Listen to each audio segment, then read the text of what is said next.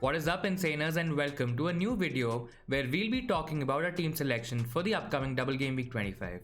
We'll cover some of the best picks from Leeds and Southampton who have a double game week in game week 25, along with some of the top captain options to go for.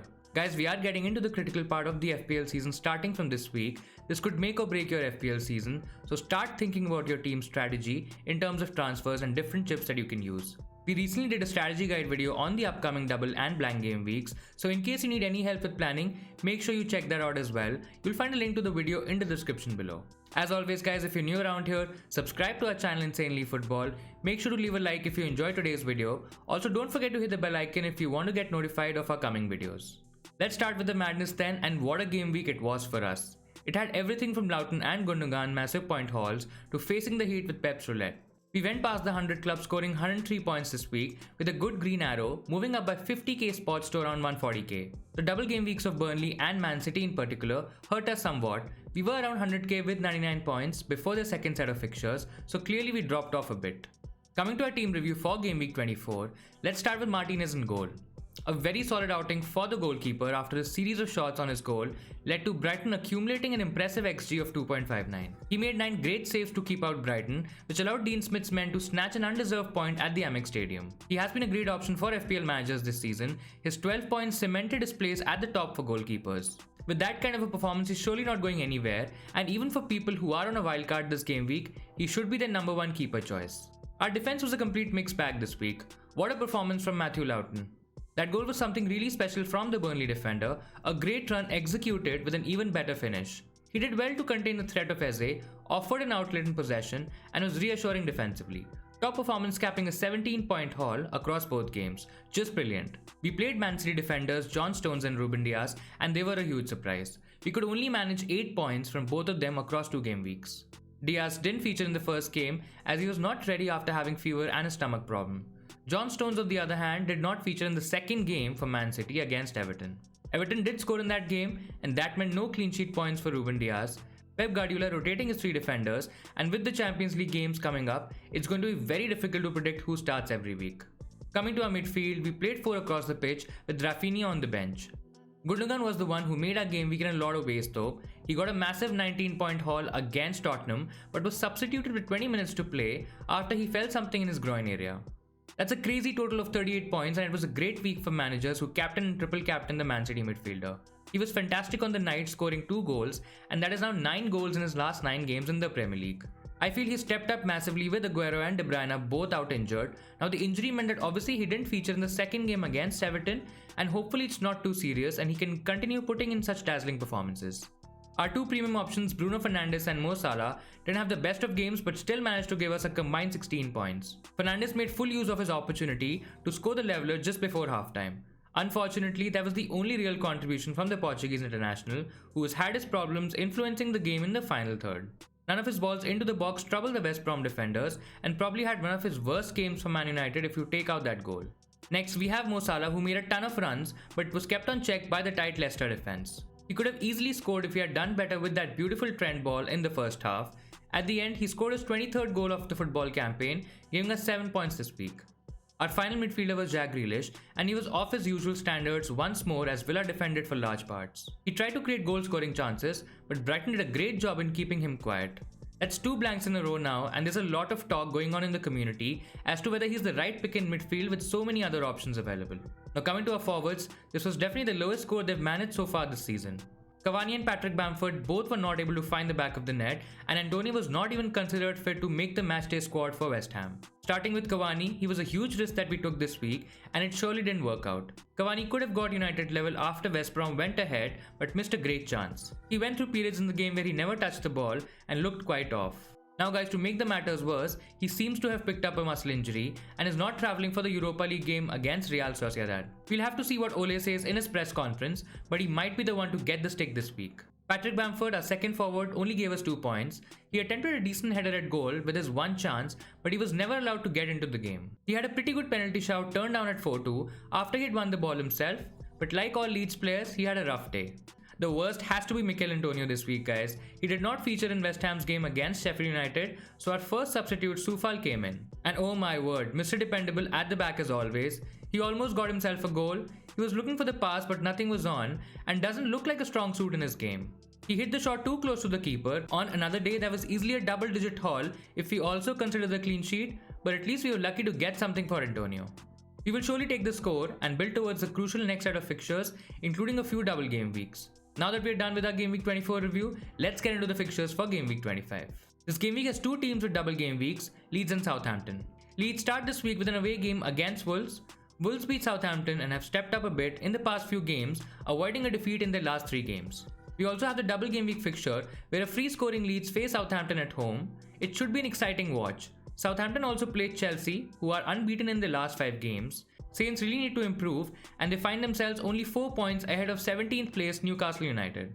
15th place Burnley face relegation favourite West Brom in another hugely significant clash. Then we head to Anfield for the Merseyside derby, and honestly Everton would love to get one over their rivals. We end the day with Scott Parker's Fulham side hosting the bottom place team Sheffield United, a must-win game for both teams. Coming to next day's games, we start Super Sunday with the London derby in which West Ham play Tottenham. Mourinho needs a result after managing only 1 win from his last 5 games. West Ham on the other hand could get into the top 4 again with a win. Dean Smith's strong Villa side faced Leicester City. It looks to be a tight game, but both managers would fancy their chances in this one. Then we head to the Emirates Stadium where Arsenal face a dominant Man City who look miles ahead of everyone in the title race this season. We end Sunday with Man United facing a struggling Newcastle side who are in the mix of this year's relegation battle. United would like to cement their second place with a win depending on how results go elsewhere. We complete the week with the impressive Brighton team playing against a Zaha-less Crystal Palace who are finding it very difficult to find any rhythm without their star man. Now guys, before we get into our team selection for Game Week 25, there are some great double game week picks that we would like to highlight. These are some options that you could have longer term as well, considering Leeds' game against Fulham and Southampton having a run of double game weeks in the near future. Now let's talk about our first player, the Leeds defender Stuart Dallas. He's the 8th highest scoring defender in FPL this season. He's managed a goal and an assist in the past 5 game weeks. Dallas is tied with Kurt Zouma for the most number of goals this season for a defender at 4. Playing in midfield and advanced positions has helped him get an XG of close to 1 in the same duration. Leeds are known for playing high-octane football, so you should probably not expect much from Dallas in terms of a clean sheet potential, but he's a great threat going forward. Wolves and Southampton have had a stop-start campaign, but Dallas holds the potential for a double-digit haul this game week. He's a great option if you're using your wildcard and probably don't have your bench boost available. You can keep him on your bench and play him in the tricky blank game week 29. Our second option is the Leeds midfielder Rafinha. The Brazilian has been Leeds' best signing this season, scoring 2 goals and providing 4 assists in his last 5 matches. It was Rafinha's corner that made Leeds' first goal against Arsenal. It was his ball in the build-up for Leeds' second as well, which found Tyler Roberts. The Wales international then slid the ball into Helder Costa, who scored. In truth, if Leeds were going to get anything from that game against Arsenal, it looked likely to come from the Brazilian. He's still only owned by around 4% FPL managers, making him a huge differential and a great choice for the armband this week. Overall, I think he's become a great option in FPL since the past few weeks. You can also play him against the likes of Aston Villa and West Ham. Plus, holding him over these weeks might also give you an advantage in Game Week 29, reducing the need to make one additional transfer. A definite must-have for the double Game Week 25.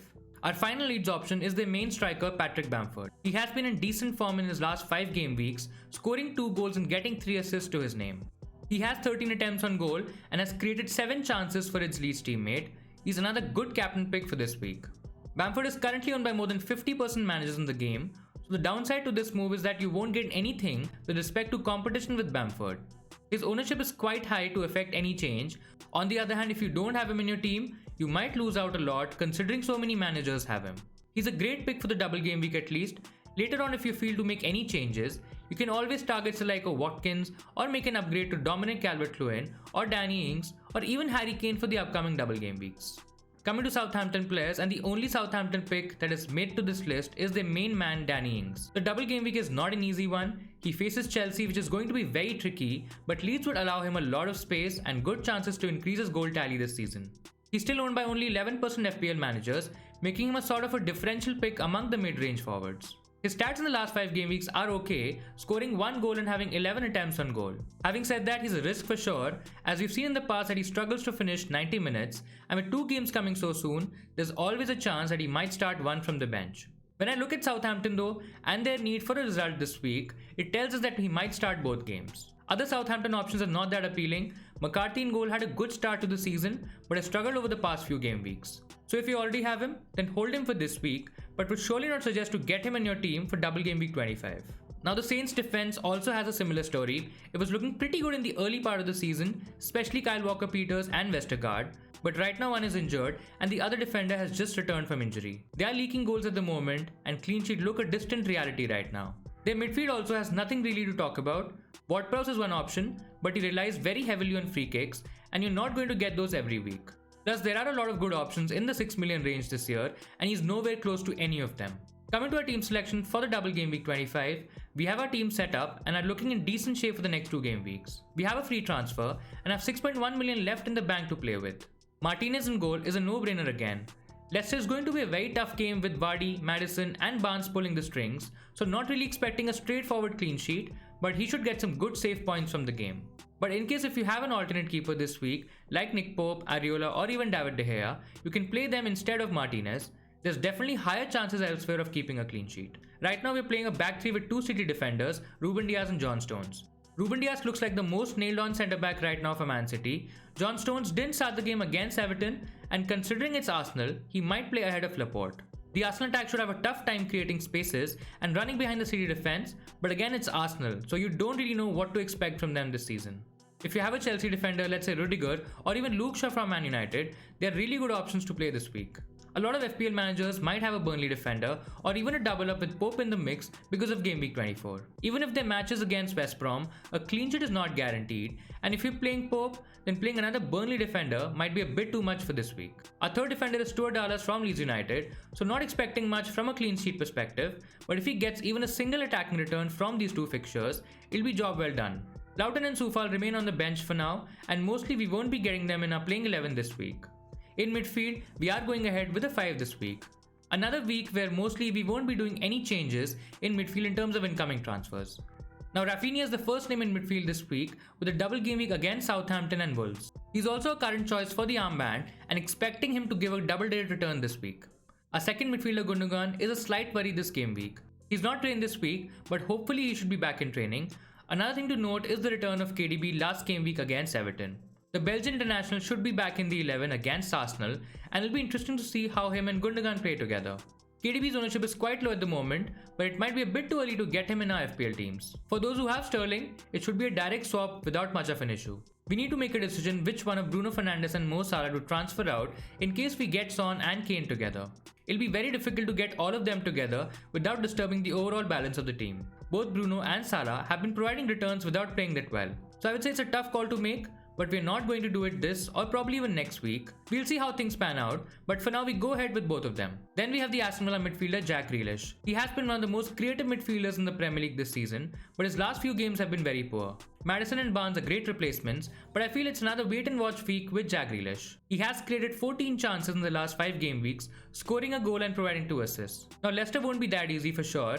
They have a tight defense, but Grealish still possesses the ability to break down their defense. I reckon it'll be a close game, but we are keeping him for now.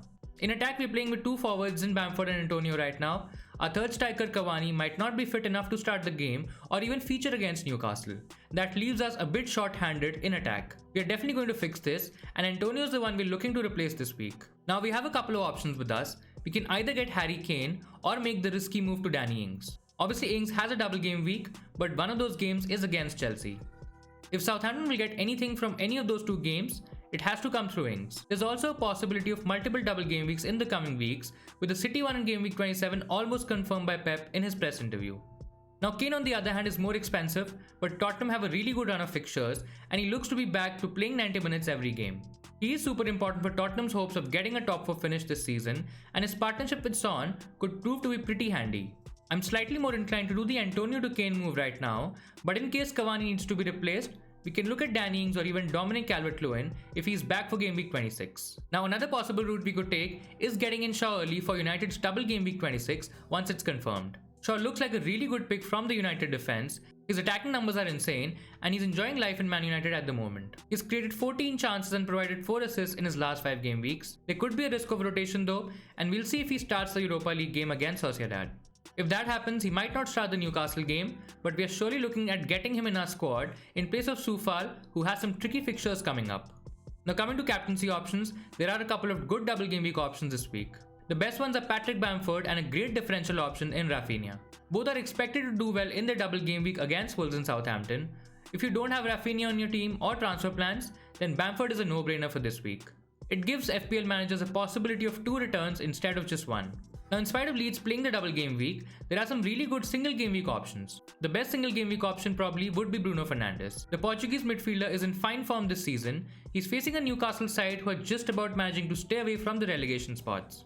Bruno has the ability to change the game within a few seconds, and after a poor game against West Brom, he would be motivated to do well. Now there are a couple of alternate picks as well, and these are very intriguing. Premium options Harry Kane and Mo Salah both have derbies this week. Now generally they can be a tight affair, but Spurs and Liverpool have dominated against their rivals West Ham and Everton in the recent past. Both have seen a slight dip in form in terms of attacking numbers and would like to come out on top this week. If given an option, I would slightly prefer Kane out of both. Gundogan is another great captaincy option if he's fit this game week. He has scored 6 goals and provided 2 assists in his last 5 games. Now City struggled to break down Everton in the first half an hour, and he's surely the guy who could help them get past Arsenal this week. These were some of the popular and alternate captaincy options for this week. So that'll be all for this episode. I hope you will find all this information useful in planning your teams this week. The double game week fixtures for game week 26 and beyond are still not announced yet, but we'll be doing another video once the fixtures are out, and that'll include some wildcard drafts. So make sure you check that out. For now, we've made a fixture planner and a strategy guide with whatever information we had based on Ben Crennan's predictions. You'll find a link to that on the top of your screen just about now, so do give it a watch. Don't forget to hit the like button if you liked today's video. Please do subscribe to our channel Insanely Football. Let me know in the comments below if you have any suggestions or queries about transfers or team selection this week. I would love to start a conversation. Enjoy the rest of your week, and I'll see you Insaners next time.